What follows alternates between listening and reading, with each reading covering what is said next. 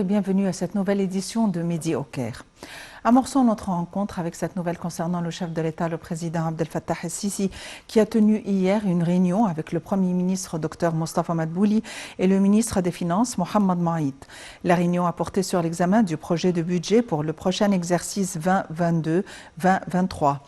Dans ce contexte, le chef de l'État a enjoint d'endosser le minimum des salaires à 2700 livres égyptiennes et l'approbation de 2 primes d'un coût d'environ 8 milliards de livres égyptiennes. Au cours de la réunion, le chef de l'État a réitéré la nécessité de répondre aux besoins du développement du secteur de l'enseignement. Il a enjoint d'endosser la prime supplémentaire des enseignants des facultés, des instituts et des centres de recherche. Le président el-Sisi a également passé en revue l'évolution du développement du système fiscal. À cet égard, le président el-Sisi a dirigé le ministère des Finances pour achever les projets de la mécanisation de l'administration électronique du système fiscal et le système de la mécanisation de la facturation et le développement des procédures fiscales avant la fin de l'exercice en cours.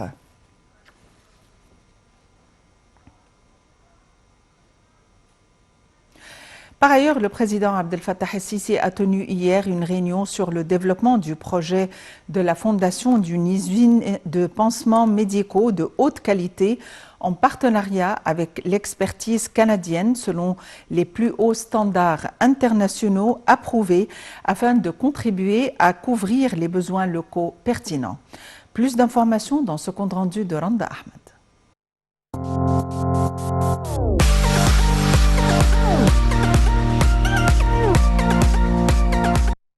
Le président Abdel Fattah el-Sisi s'est réuni hier avec le chef d'état-major Walid Aboulmagd, chef de l'autorité nationale des projets de service des forces armées, le major général Ehab Abdessamir, PDG de la société An-Nasr des produits chimiques intermédiaires, et Dr Abdelmounam Azmi, PDG de la société PIL pour les pansements médicaux.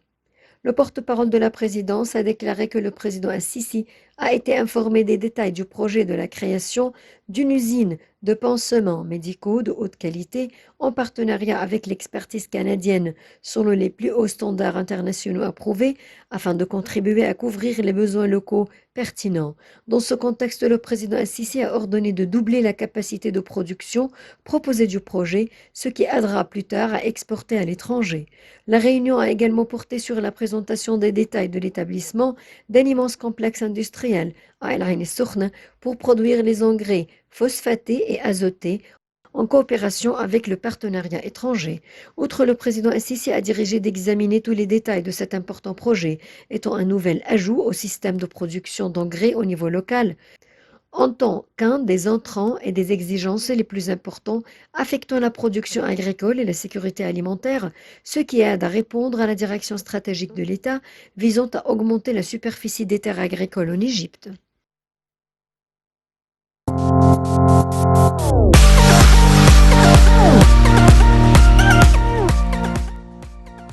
Sur un autre plan, le président Abdel Fattah el-Sisi a vivement condamné l'attaque terroriste des milices Houthi contre les Émirats arabes unis lors d'un appel téléphonique avec le prince héritier d'Abu Dhabi, Mohammed bin Zayed Al Nahyan. Le président el-Sisi a affirmé que l'Égypte, gouvernement et peuple, condamnent cet acte terroriste perpétré à proximité de l'aéroport international d'Abu Dhabi.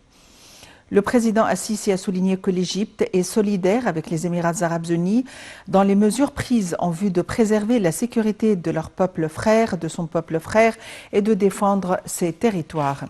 Le chef de l'État a réitéré le lien étroit entre la sécurité des Émirats frères partant des relations fraternelles et historiques bien ancrées entre les deux pays et les deux peuples.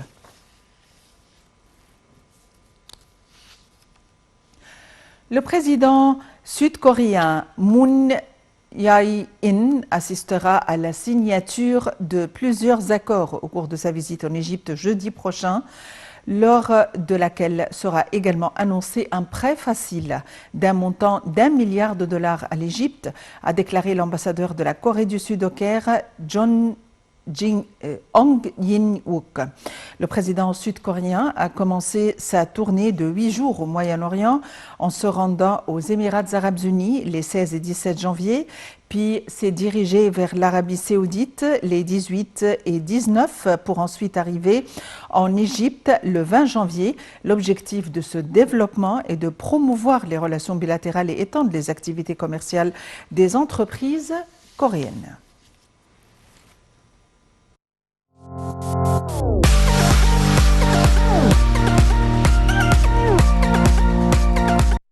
Le président sud-coréen Moon Jae-in assistera à la signature de plusieurs accords au cours de sa visite en Égypte jeudi prochain, lors de laquelle sera également annoncé un prêt facile d'un montant d'1 milliard de dollars à l'Égypte.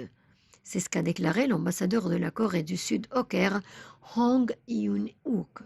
Le volume des échanges commerciaux entre les deux pays se chiffre à 2,8 milliards de dollars et les entreprises sud-coréennes cherchent à accroître leurs investissements en Égypte, y compris dans le projet nucléaire d'El Dabra ainsi que dans le secteur ferroviaire, a ajouté le diplomate dans des déclarations dimanche, précisant que le Caire pouvait jouer un rôle axial au niveau du processus de paix entre les deux Corées.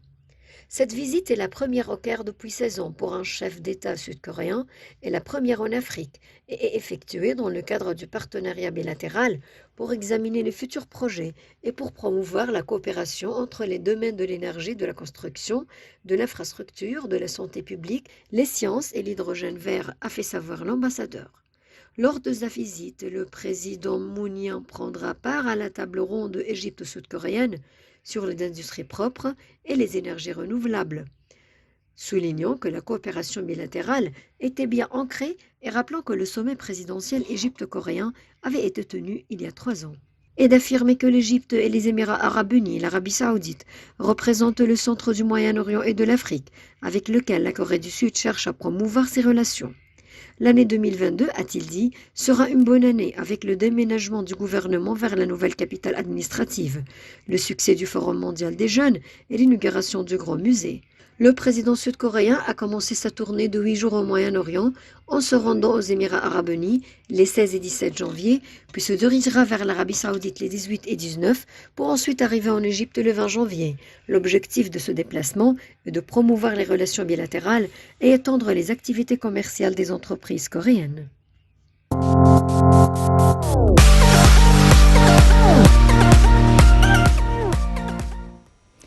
Et pour nous donner plus d'éclaircissements concernant la visite prévue du président sud-coréen, nous avons le plaisir d'avoir en ligne Dr Ahmed El-Leisi, consultant international en économie. Dr Ahmed El-Leisi, bonjour et bienvenue avec nous. Bonjour à vous, madame. Docteur Leisi, en fait, c'est une visite, la première depuis 16 ans, la deuxième pour un dirigeant sud-coréen en Égypte depuis 16 ans et la première en Afrique. Et cette visite aura un aspect plutôt économique, étant donné qu'il y aura un nombre d'accords censés être ratifiés et signés dans plusieurs domaines, notamment l'énergie et le nucléaire. On aimerait en savoir plus sur le côté économique, l'aspect économique de cette visite. Pour commencer avec, c'est très clair les efforts et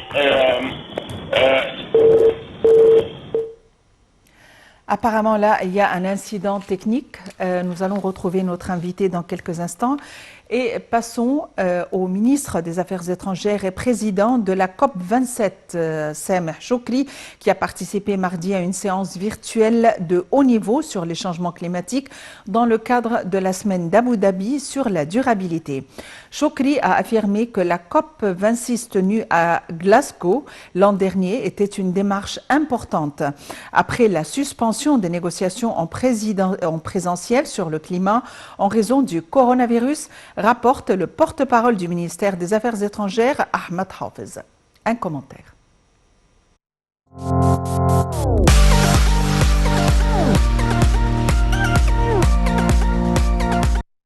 Le ministre des Affaires étrangères et président de la COP27, Sameh Shoukry, a participé mardi à une séance virtuelle de haut niveau sur les changements climatiques dans le cadre de le sommet d'Abu Dhabi sur la durabilité.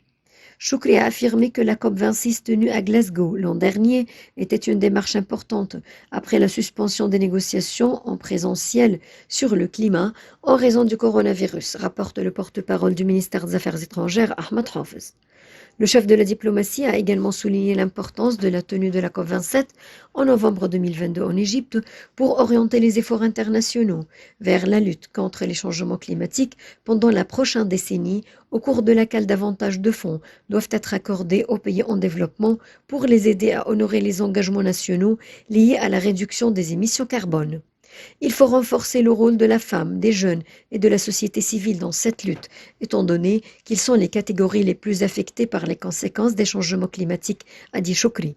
La Méditerranée et l'Afrique font partie des régions les plus impactées par ces changements et la COP27 sera une occasion importante de mettre en vedette leurs répercussions sur le continent et d'étaler les efforts des pays africains en ce sens, a-t-il poursuivi. Le président Abdel Fattah el-Sisi avait affirmé lors du Forum mondial de la jeunesse la nécessité que la prochaine édition de la COP parvienne à attirer davantage d'investissements propres dans les pays en développement, selon le ministre des Affaires étrangères.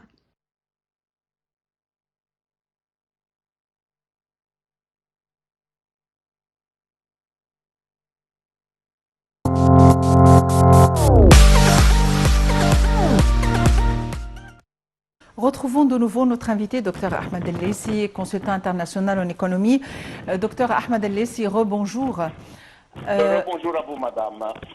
J'étais en train de dire avant qu'on se coupe que, pour commencer avec les résultats ou une visite pareille, ça aboutit comme résultat et un bon fruit pour les efforts diplomatiques réussite que l'administration présente du président Sisi est en train de mettre en place pour s'engager pratiquement dans tous les importants joueurs un peu partout dans le monde. Et Corée, bien sûr, c'est un joueur très important en Asie. Et là, on voit la coopération qui va être mise en place entre l'Égypte et la Corée. Et pourquoi la Corée? Ça, c'est une question très intéressante. La Corée, c'est un pays qui est sorti de la guerre dans un état lamentable. Et au bout de quelques décennies, ils ont réussi à reconstruire leur pays, notamment leur économie, et soit ce qu'on appelle le leader de ce qu'on appelle les tigres asiatiques. On voit que la Corée est devenue un joueur très important pour la technologie, notamment les portables, les téléphones portables, la technologie des télévisions et pour les voitures. Et ils ont aussi un avantage ou des technologies très importantes dans les développements nucléaires. Donc, ce n'est pas un énorme pays, ce n'est pas un pays qui est traditionnellement été un des leaders dans le monde, mais c'est un pays qui a ou un trajet ou un parcours qui n'est pas très loin du parcours que le président Sisi est en train de mettre l'Égypte sur la voie. Ça veut dire quoi? Que c'est un pays avec une économie catastrophique il y a 40 ou 50 ans, et avec beaucoup d'efforts, comme on essaie de faire aujourd'hui en Égypte, le pays a réussi à se développer pour être un des joueurs très importants sur l'échelle mondiale. Et je pense qu'on a pas mal de choses à apprendre de la Corée dans le trajet précédent qu'on est en train de faire.